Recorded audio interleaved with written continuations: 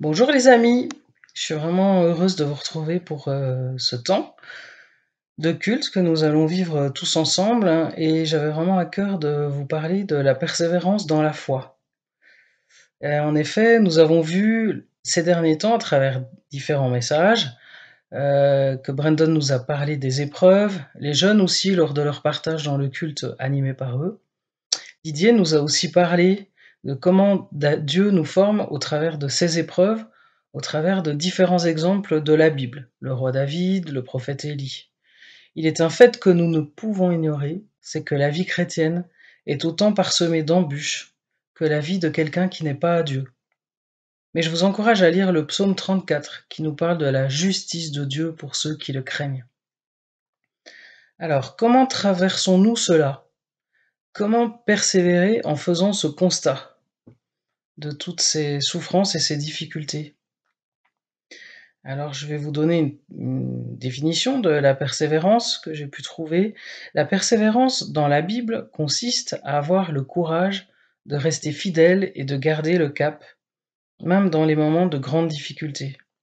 C'est la volonté de continuer, quelles que soient les circonstances. C'est la capacité de continuer à se battre et à s'efforcer d'atteindre nos objectifs. C'est la détermination à ne pas abandonner, quelles que soient les chances de réussite.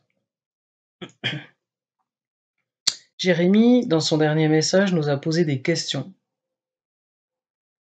Alors je vais vous les lire, parce que je pense que c'est très important, et ce message, en fait, a été fait pour rebondir, pour continuer à interpeller suite à ce qu'il nous avait partagé. À toi qui connais Jésus et qui as choisi de le suivre, que désires-tu? Veux-tu te laisser former par lui? Veux-tu l'écouter, le suivre quotidiennement? Où en es-tu dans ton engagement initial? Quel est ton but? Qu'est-ce qui te stimule? Est-ce que tu veux lui plaire, te laisser former par lui, ou bien vivre une vie tranquille, sans souci, satisfaire tes désirs, courir après l'épanouissement personnel et suivre Jésus épisodiquement, le chercher quand tu as besoin, quand tu as un problème? Pour rebondir là-dessus, ma question est: pourquoi est-ce nécessaire de persévérer dans la foi, dans la vie chrétienne? Après le feu du premier amour, ceux qui sont en couple, qui sont mariés ou fiancés le savent, il y a toujours le feu du premier amour. Et c'est juste, c'est beau, c'est ce que Dieu veut. Et dans la conversion, c'est la même chose. Donc après le feu de ce premier amour, vient un autre temps où la relation se construit plus en profondeur. Les racines se forment et se fortifient. Vous savez, plus les racines sont fortes et importantes, meilleure sera la vigueur et la croissance de la plante. Et ce qui compte, c'est de grandir en Dieu, de se rapprocher toujours plus de lui. La Bible dit dans Romains 8, 18, il n'y a pas de commune mesure entre les souffrances du temps présent et la gloire à venir. La gloire à venir, c'est vraiment quelque chose à méditer, les amis. Il y a quelque chose de beaucoup plus grand que la vie sur terre. Alors on apprend la persévérance souvent dans la difficulté, et on n'aime pas cela. Le monde en parle bien aussi, et il est conscient que la notion de persévérance est nécessaire. J'ai trouvé un article d'une entreprise spécialisée dans les recherches d'emploi au Québec qui dit: la persévérance est votre atout principal pour traverser les périodes de chaos qui pourraient compromettre vos ambitions.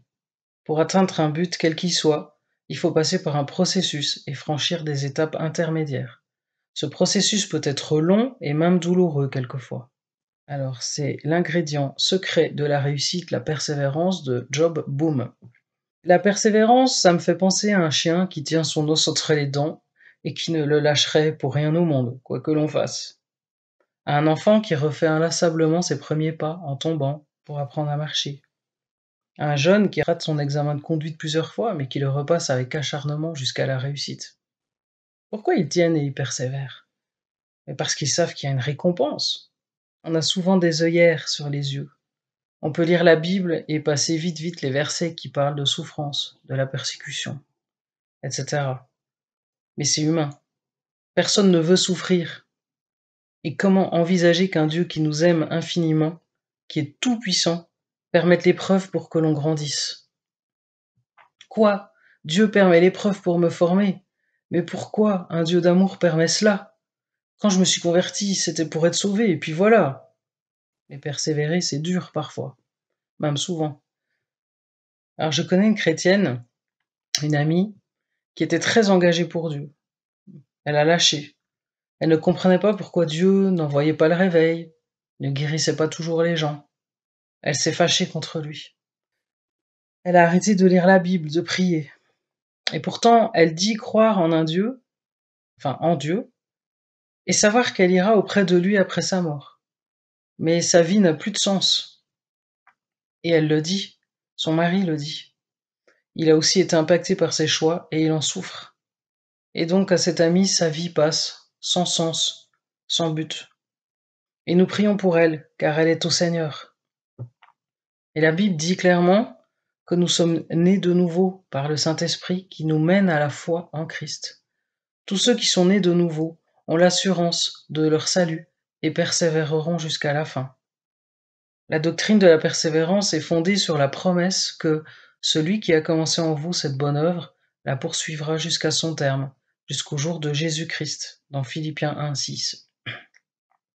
Et ça se repose aussi sur l'affirmation de Jésus, tout ce que le Père me donne viendront à moi, et je ne perdrai aucun de tous ceux qu'il m'a donnés, dans Jean 6, 37 et 39.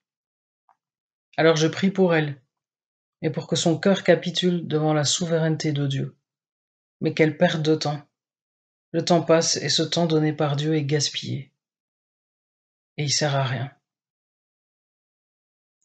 Alors tous on attend quelque chose de Dieu dans notre vie, et on ne comprend pas tout ce qui est permis. Mais ce qui se joue là, c'est ta vie. Si tu choisis la persévérance, quand la tempête souffle, ta maison ne s'écroule pas. Elle est construite avec des fondations. Si tes racines sont profondes, tu peux être abîmé, plié par les vents violents, mais la vie, elle sera là, en toi. Les Écritures le déclarent formellement. Si vous êtes un fidèle croyant, vous persévérerez dans la foi, non pas en raison d'une force inhérente en vous.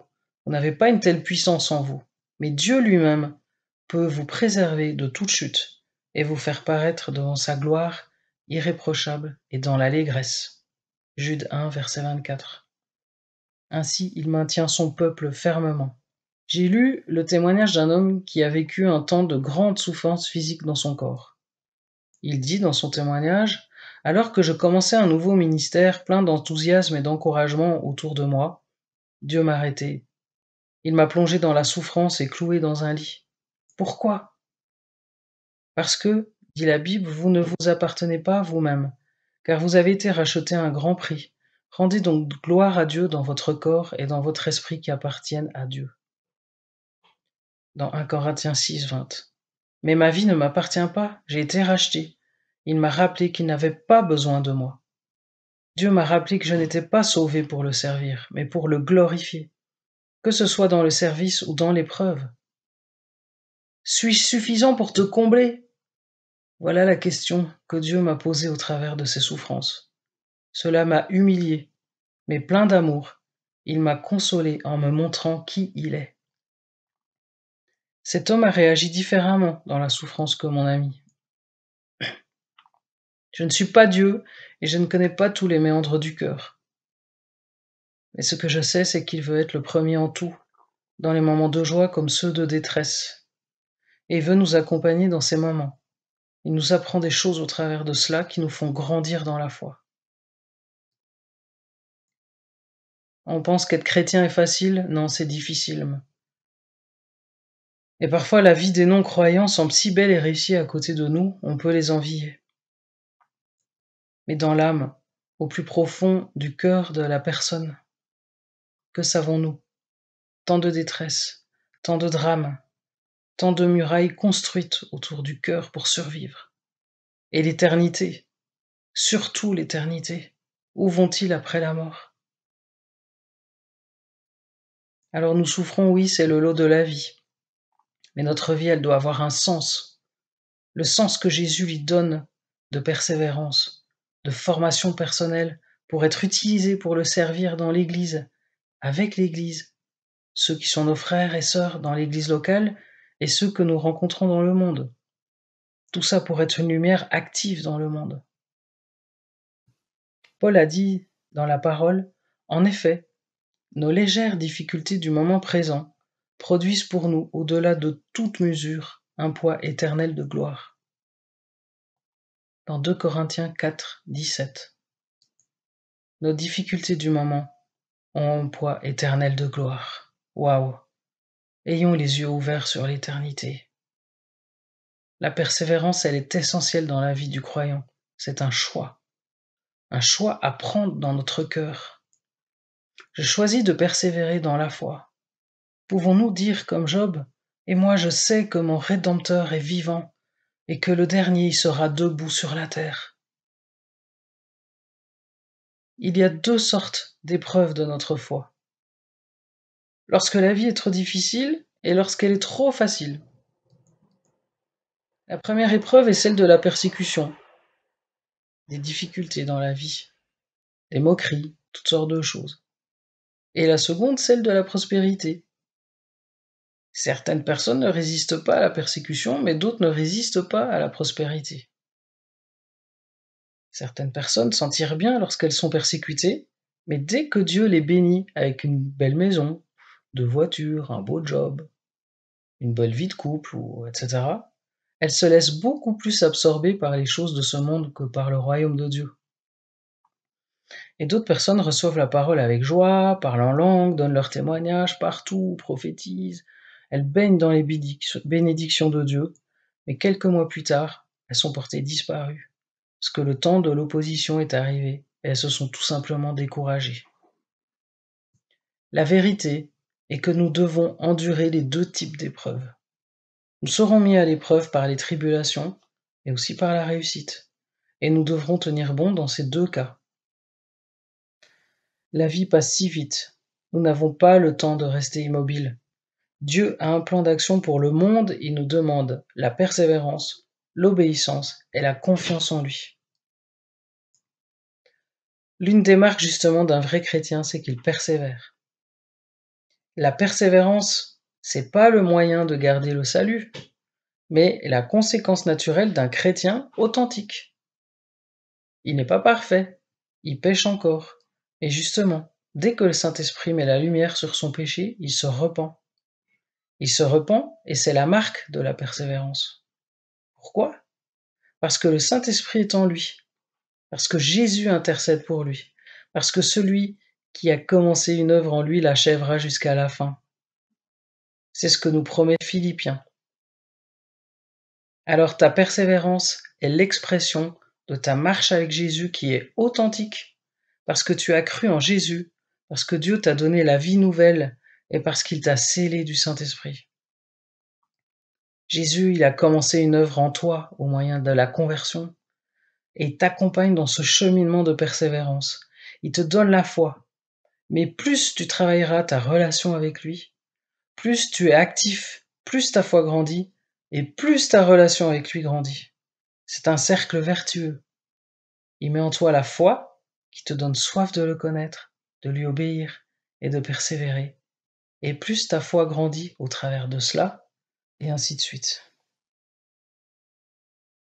Alors je vais revenir sur les questions de Jérémie. Je les répète.